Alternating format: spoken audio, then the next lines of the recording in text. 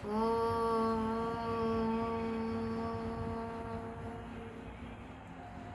जयन्ती मंगला काली भद्रकाली कपालिनी दुर्गा क्षमा शिवा धात्री स्वाहा स्वधा नमोस्तुते। दुर्गा क्षमा शिवा धात्री स्वाहा स्वधा नमोस्तुते। अर्थात जो भगवती जयंती मंगला काली कपाली भद्रकाली स्वरूपिणी है, जो दुर्गा है, क्षमा है, और जो ही भगवती साक्षात स्वाहा व स्वधा रूप से विद्यमान है, ऐसे संपूर्ण देवी की संपूर्ण स्वरूप को मैं नमस्कार करता हूँ। हे देवी, आपको बारंबार नमस्कार है। आप सभी को पुनः नवरात्रि की हार्दिक शुभकामनाएं। आज हम जानेंगे प्रसंग कि अभी हम लोग बहुत बार तो सुनते हैं ओम स्वाहा अग्नये स्वाहा, है ना, ऐसे बोलते हैं हम लोग यज्ञ में। लेकिन वो जो स्वाहा है, उन स्वाहा देवी की उत्पत्ति कहाँ से हुई, और ये जो स्वधा है, तो ये जो स्वाहा और स्वधा क्या है और इनकी उत्पत्ति की क्या कथा है, इसको आज हम जानेंगे। तो सर्वप्रथम क्या हुआ, ये देवी भागवत के नवम स्कंद का 43 अध्याय है, 43 चैप्टर है। तो यहाँ पर नारद पूछते हैं, भगवान नारायण से अभी ये कथा चल रही है, नारद और नारायण भगवान का संवाद चल रहा है। तो वो पूछते हैं कि हे आप मुझे बताइए कि स्वाहा की उत्पत्ति कैसे हुई। तो नारायण कहते हैं, श्री नारायण उवाच सृष्टे प्रथमतो देवा स्वाहारार्थं ययुः पुरा ब्रह्मलोकं ब्रह्मसभा आजग्मुषु मनोहरम। हे मुने, प्राचीन समय में सृष्टि के प्रारंभिक काल में देवतागण अपने आहार के लिए ब्रह्मलोक गए। वहाँ पर वे ब्रह्मा जी के सामने एक निवेदन प्रस्तुत किए, प्रार्थना की कि उन्हें अपने आहार का जो पर्याप्त भाग है ना, वो उन्हें मिलता नहीं है, जिससे कि वो भूखे ही रह जाते हैं, बुभुक्षा में ही रह जाते हैं। तो कृपया इसका कोई उपाय बताइए। तब नारद जी पूछते हैं भगवान नारायण से, गत्वा निवेदनम चक्रु आहार हेतुकुं मुने ब्रह्मा श्रुत्वा प्रतिज्ञाय निषेवेशे हरिं परं। नारद उवाच यज्ञे रूपो हि भगवान कलया च बभूव यज्ञे यद्विर्दानं दत्तं तेभ्यश्च ब्राह्मणे। अर्थात नारद जी कहते कि भगवान श्री हरि अपनी कला से यज्ञ के रूप में प्रकट हो चुके थे। तब यज्ञ में ब्राह्मणों के द्वारा उन देवताओं को जो जो हव्य प्रदान किया जाता था, क्या उससे उनकी तृप्ति नहीं होती थी। तो नारायण कहते हैं, हविर् ददति विप्राश्च भक्त्या च क्षत्रिया दया सुरानैव प्राप्नुवन्ति तद्दानं मुनिपुंगव। कि हे नारद, ब्राह्मण और क्षत्रिय आदि वर्ण देवताओं के निमित्त भक्ति पूर्वक जो भी हवि प्रदान करते थे, उस प्रदत्त हवि को देवगण स्वीकार नहीं कर पाते थे। उसी से वे सभी देवता, मतलब ब्राह्मण और क्षत्रिय इत्यादि, तो उन्हें हवि देते थे, लेकिन वो स्वीकार नहीं कर पा रहे थे। इसलिए वे दुखी होकर ब्रह्मा जी के ब्रह्म सभा में गए और उन्होंने इस बात का निवेदन उनके सामने रखा। तब देवताओं की प्रार्थना सुनकर स्वयं ब्रह्मा जी ध्यान करके श्री कृष्ण की, अर्थात पर ब्रह्म श्री कृष्ण की उन्होंने शरण ग्रहण की। हम जो भगवत गीता में भगवान के श्रीमुख से सुनते हैं कि हम आत्मा गुणाकेश प्राणी नाम देहम आश्रिता, अर्थात भगवान ही संपूर्ण प्राणियों के उस में समाहित है, अर्थात भगवान ही पर ब्रह्म है। कौन? साक्षात श्री कृष्ण। ये देवी भागवत में एक बार नहीं बारंबार आ चुका है। तो यहाँ कहते हैं कि ब्रह्मा जी जब ये सारी समस्या सुनते हैं तो भगवान श्री कृष्ण की शरण में जाते हैं और पर ब्रह्म श्री कृष्ण उनको मूल प्रकृति भगवती की आराधना करने का आदेश देते हैं। तब जब वो मूल प्रकृति भगवती की आराधना करते हैं तो वही मूल प्रकृति भगवती प्रकट होती हैं और प्रकट होकर ब्रह्मा जी से कहती हैं, ईशन्दास्य प्रसन्नास्य भक्तानुग्रह कातरा उवाचेति विधेरग्रे पद्मयोने वरम विनो। हे पद्मयोनि, आप वर मांगिए, आपने मुझे किस हेतु पुकारा है, किस हेतु स्मरण करके मेरा ध्यान करके मुझे आपने बुलाया है। तो प्रजापति कहते हैं ब्रह्मा, त्वम अग्नेदाहिका शक्तिर्भव याति व सुंदरी दग्धुम न शक्त प्रकृतिर हुताशश्च त्वया विना त्वन्नामोच्चार्य मंत्रांते यो दास्यति हविर्नरः। कि हे महादेवी, आप अग्नि की परम सुंदरी दाहिका शक्ति बन जाइए, क्योंकि आपके बिना अग्निदेव आहुतियों को भस्म करने में समर्थ नहीं हो पाते हैं। जो मनुष्य मंत्र के अंत में आपके नाम का उच्चारण करके देवताओं को हवि प्रदान करेगा, उसे देवगण प्रेम पूर्वक ग्रहण करेंगे। इसलिए हे अंबिके, आपसे निवेदन है कि अग्निदेव की संपत्ति स्वरूपिणी तथा श्री रूपिणी गृह स्वामिनी आप बनकर देवता तथा मनुष्य आदि के लिए आप नित्य पूजनीय हो जाइए। अर्थात आप सूक्ष्म स्थूल रूप से प्रकट होके इस प्रकार से सबको कृतार्थ कीजिए। तो ब्रह्मा जी की ये बात सुनकर स्वाहा कहती हैं, अहम कृष्णं भजिष्यामि तपसा चिरेण च ब्रह्मंस्तदन्यं यत्किंचित् स्वप्नवन्भ्रमम् एव च। तो जिस प्रकार मूल प्रकृति वहाँ कह रही थी महिषासुर के, ना हम पुरुषम इच्छामि परमम पुरुषम विना, अर्थात जो मूल प्रकृति है वो भी श्री कृष्ण को ही चाहती है, उस परम पुरुष की ही आराधना में तत्पर रहती हैं। तो यहाँ भी ये मूल प्रकृति रूपी स्वाहा कह रही हैं कि मैं सर्वप्रथम दीर्घ काल तक तपस्या करके भगवान श्री कृष्ण की आराधना करूँगी, क्योंकि उनके अतिरिक्त जो कुछ भी है वह सब स्वप्न की भांति केवल भ्रम मात्र है। अर्थात कृष्ण एवं परम सत्यम, है ना। परम सत्य एकमात्र गोविंद है, एकमात्र हमारे मधुसूदन, हमारे ठाकुर जी हमारे कृष्ण हैं, और बाकी तो ये सब जगत भ्रम है, सपना मात्र है। इसलिए महादेव ने भी श्री रामचरितमानस में तुलसीदास जी के माध्यम से ये कहलवाया है कि कहाँ उमा कुछ कछु अनुभव अपना, सत हरि भजन जगत सब सपना। अर्थात एकमात्र पर ब्रह्म श्री कृष्ण के अलावा कुछ है ही नहीं। इसके बाद चूँकि अब वो स्वाहा मूल प्रकृति उनको श्री कृष्ण की महत्ता बता रही है, उन्हें तो पता ही है, फिर भी एक होता है ना कि जब अपने परम आराध्य की हम प्रशंसा करते हैं तो अपने ही अंदर एक आनंद प्रफुल्लित होता है। तो बहुत प्रफुल्लित होके स्वाहा कह रही हैं, ब्रह्मंस्तदन्यं यत्किंचित् स्वप्नवन्भ्रमम् एव च विधाता जगतस्त्वं च शंभुर्मृत्युंजयो विभो। हे ब्रह्मा जी, जिनके अनुग्रह से आप जगत का विधान करते हैं, भगवान शिव ने मृत्यु पर विजय प्राप्त कर ली है। शेषनाग संपूर्ण विश्व को धारण करते हैं। धर्मराज सभी धर्मनिष्ठ प्राणियों के साक्षी बने हैं। गणेश्वर सभी देवगणों में सबसे पहले पूजे जाते हैं, जिनके अनुग्रह से पूर्व काल में भगवती मूल प्रकृति जिनके द्वारा पूजित हुई, अर्थात जिनके अनुग्रह के कारण, जिनकी दया के कारण, जिनकी परम कृपा के कारण माँ भगवती देवी मूल प्रकृति सभी देवताओं के द्वारा पूजित हुई, और जिनकी उपासना के प्रभाव से ऋषि तथा मुनिगण पूजित हुए हैं। मैं उन परमेश्वर श्री कृष्ण के चरण कमल का संयत होकर प्रेम पूर्वक निरंतर ध्यान करती हूँ। इस प्रकार ब्रह्मा जी से ऐसा कहकर कमल के समान मुख वाली वो स्वाहा देवी चली गई भगवान कृष्ण की तपस्या करने। और इसके बाद जगामा तपसे देवी ध्यात्वा कृष्णम निरामयम तपस्ते पे वर्ष लक्षम एक पातेन पद्मजा। वो निर्विकार श्री कृष्ण का ध्यान करके एक पैर पर खड़े होकर 1,00,000 वर्ष तक तप किया। सोच सकते हैं आप कितने वर्ष तक, वो भी अपने एक पैर पर खड़े रहकर 1,00,000 वर्ष तक उन्होंने भगवान श्री कृष्ण की प्राप्ति के लिए उन्होंने तप किया। तत्पश्चात उन्हें तदादर्श श्री कृष्णम निर्गुणम प्रकृति परम अतीव कमनीयम च रूपम दृष्ट्वा च रूपिणी।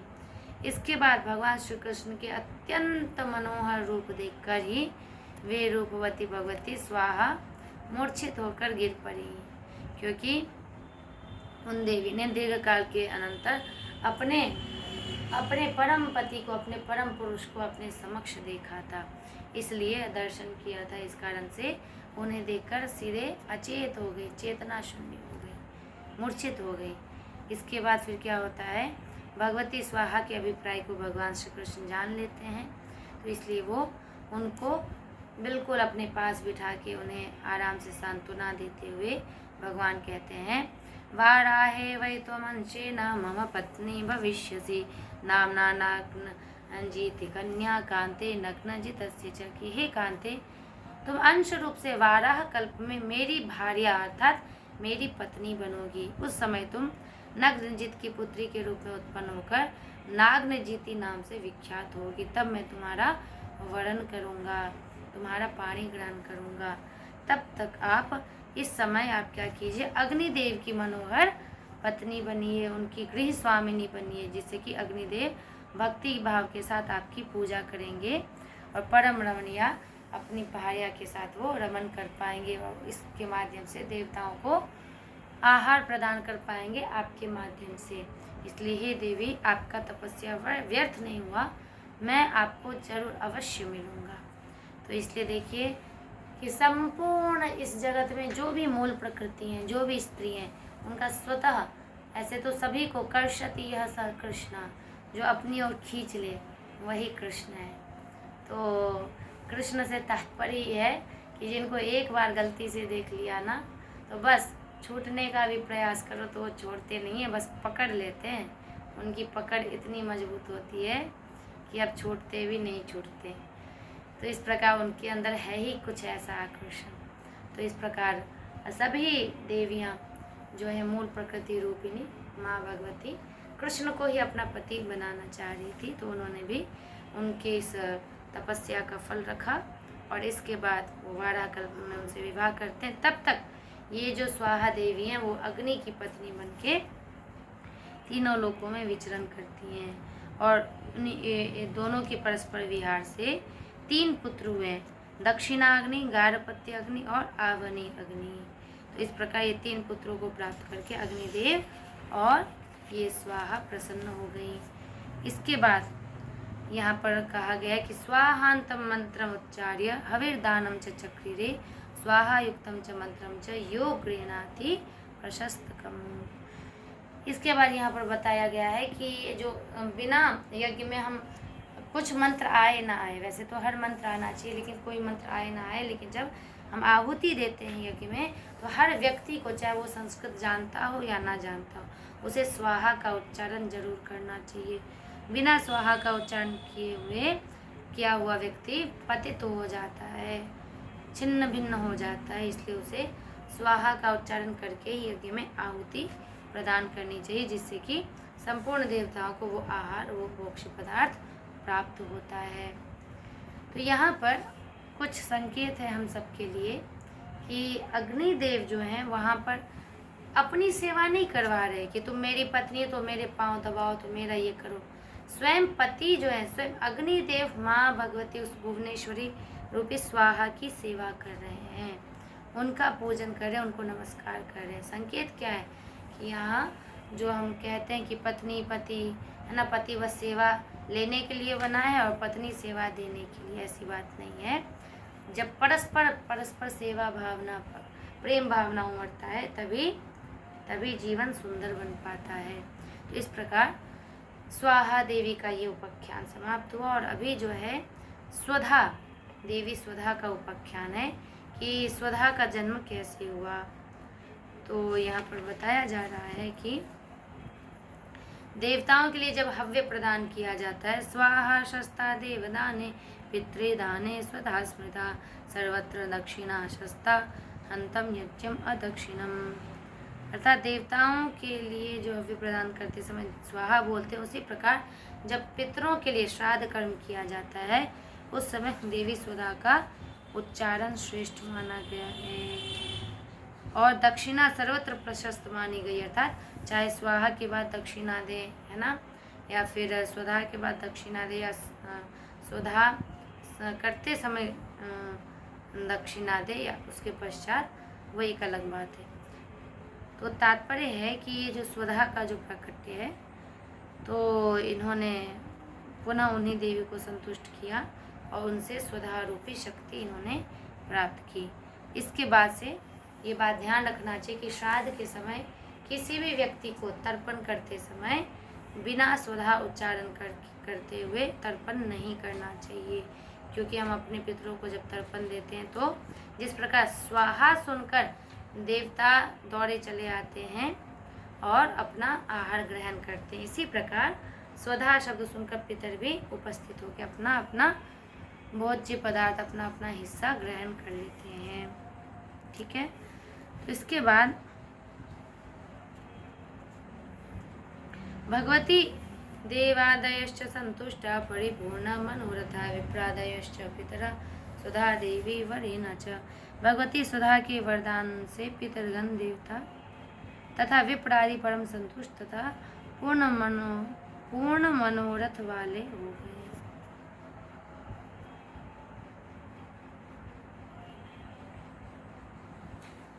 तो इस प्रकार हम कह सकते हैं कि स्वाहा और स्वधा की उत्पत्ति इसी प्रकार हुई है।